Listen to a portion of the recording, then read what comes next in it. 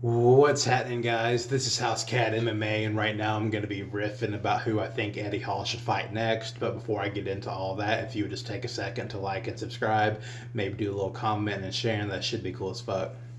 So I was reading this article talking about who Eddie Hall should fight next, and Francis Ngannou's name was brought up, and Dylan Dennis was brought up. I'm not real sure if this is it was an actual like legitimate article. They're talking about how Dylan Dennis walks around at 100 kilos, and Eddie Hall walks around at like 170 of them. But and they're saying Eddie Hall could cut down to 300 and they fight, and Dylan Dennis pretty much stay weighing his 100 kilos, which I could be wrong. I've never met Dylan Dennis, but I don't think he walks around at 100 kilos. I'm pretty sure 100 kilos is 225 pounds. I don't think he walks around that big, but I could be wrong. And even if, so I'm pretty sure Eddie Hall could cut down to 300. That'd probably be a tough cut, but he can make that. Um, Alex Pereira cuts much more. So let's just say he does that. And say Dylan Dennis stays weighing his 100 kilos if he weighs that. Why would that even be a thing? Hall would accidentally hurt Dylan Dennis bad. You know that the weight discrepancy there is similar to Randy Couture versus Brock Lesnar, but Dylan Dennis isn't Randy Couture. And I was thinking more about Francis Ngannou versus Eddie Hall, because that'd be an incredibly dangerous fight for Eddie Hall. But people would A, tune in to see it, and B, I mean, let's just see how tough Eddie Hall is. Like, it should be at KSW in Poland, because Francis Ngannou does not get along very well with American promoters, it seems.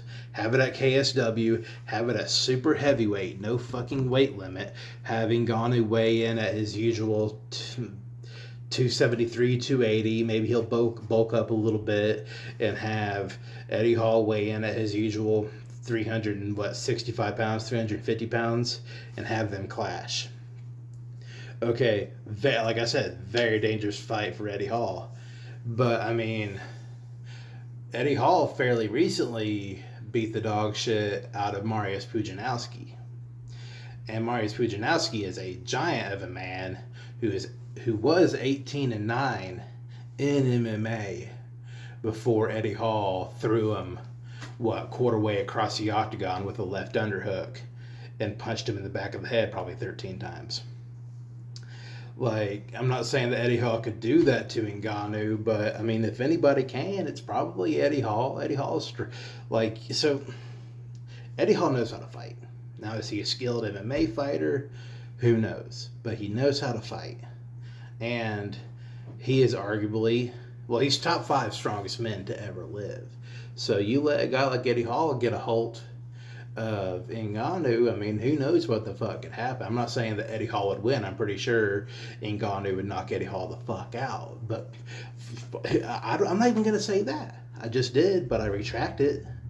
Because Ngannou's never fought anybody the size of Eddie Hall. Because Eddie Hall is the size of man that makes UFC heavyweights that fill out the weight class look small. Like, you got big and then you got big. And hell, there's guys that Brian Shaw makes Eddie Hall look little. Like, there's just levels to human being. So yeah, Ngannou versus the Hall would be a good one. But then I got to thinking, what if you put Eddie Hall in there against my boy Gable Steveson? And we can see how good of a wrestler Steveson is. Because not that Eddie Hall ever wrestled a day in his life. I don't even think they have wrestling in England. But let's just see if Gable Steveson can fucking high crotch Eddie Hall. I mean, let's just see if that could happen. I mean, he probably he probably wouldn't hit him with a high cross to the lift, Daniel Cormier style, but he could probably, hit some angles against Eddie, and Eddie be like, "Oh, what the fuck you doing?" Because I don't think Eddie's fast to be that big, but you could only be so fast when you're that big. But I think Eddie could. I think he could throw Stevenson halfway across the octagon, at least quarter way across the octagon with a left underhook. So that would be. I would rather. That'd be less dangerous. Eddie Hall, he would be in less danger fighting Stevenson. But then I got to thinking, what if? Now this is a big what if. This is a huge what if. What if you dug Brock Lesnar up and said, "Hey, you want to fight the boy Eddie Hall in Poland?" It doesn't have to be in Poland. I don't know why I figure like it's got to be in Poland if Ngannou's fighting, because Ngannou don't get along with American promoters, but Brock Lesnar gets along swimmingly with American promoters. So you have Eddie Hall versus Brock Lesnar in Omaha, Nebraska. And see, Brock Lesnar probably walking around at 307? Something like that, I'm guessing. That would be a good one. But that's the thing. And I think Hall would be in less danger fighting Lesnar than he would be again.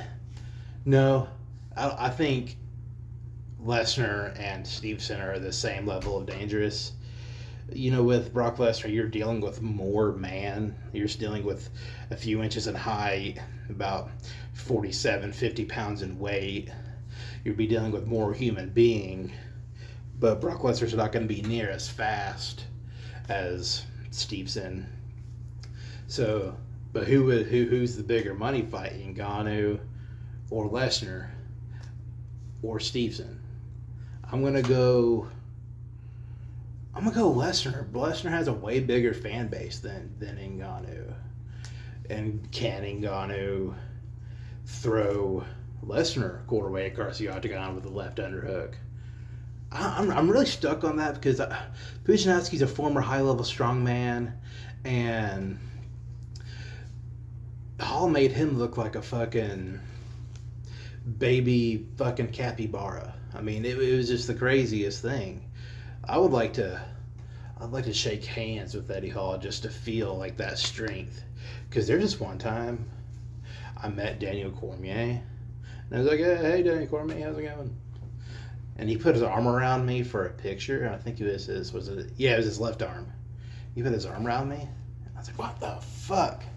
Like, he wouldn't even do anything. He just put his arm around me, and I felt the power. I'm sure it'd be the same way with Eddie Hall. But who would I rather Eddie Hall fight next? Well, I think Lesnar's the least likely of all of them. I think Lesnar's done fist fighting. I think it's either going to be Eddie Hall. No, what the fuck? I think it's either going to be Stevenson or Ngannou fighting Eddie Hall next. And I think I like Hall versus Stevenson best because it's just less dangerous. I think it's Hall's not that young. He's getting ready to turn 38 in a couple of weeks. So, and I don't know why I just said that, but he would be able to absorb less damage being in his late 30s, but who knows? That's purely genetic, how long you can take damage. But like I was saying earlier, I keep on repeating myself. But is Ngannou used to punching a man this size of Hall, and he's just not. They don't make him that big in Cameroon. Or he really, I mean, in the United States, I mean, you got UFC heavyweight big, and then you got professional strongman big. Two fucking different things. So I'm changing it. Ngannou versus Hall. That's the real fight. That's the money fight. That's the fight the folks want to see. I think that's the only fight that's possible for Ngannou because he plays so poorly with others. Ngannou versus Hall in Poland at some point in 2026. Or fuck it, throw Holland there against Popek. If you probably don't know, Popek is a Polish rapper who has a record of 4-5 in MMA, and he's got the whites of his eyes tattooed black. And I think he said he lost either 30 or 40% of his vision getting the whites of his eyes tattooed black. So seeing him fight with those black eyes is kind of hysterical because you can tell he can't really see that well. And, he can only fight in KSW because you can't get that shit sanctioned in Omaha, Nebraska. I mean, you just can't. But this is House Cat MMA, and I'll catch y'all later.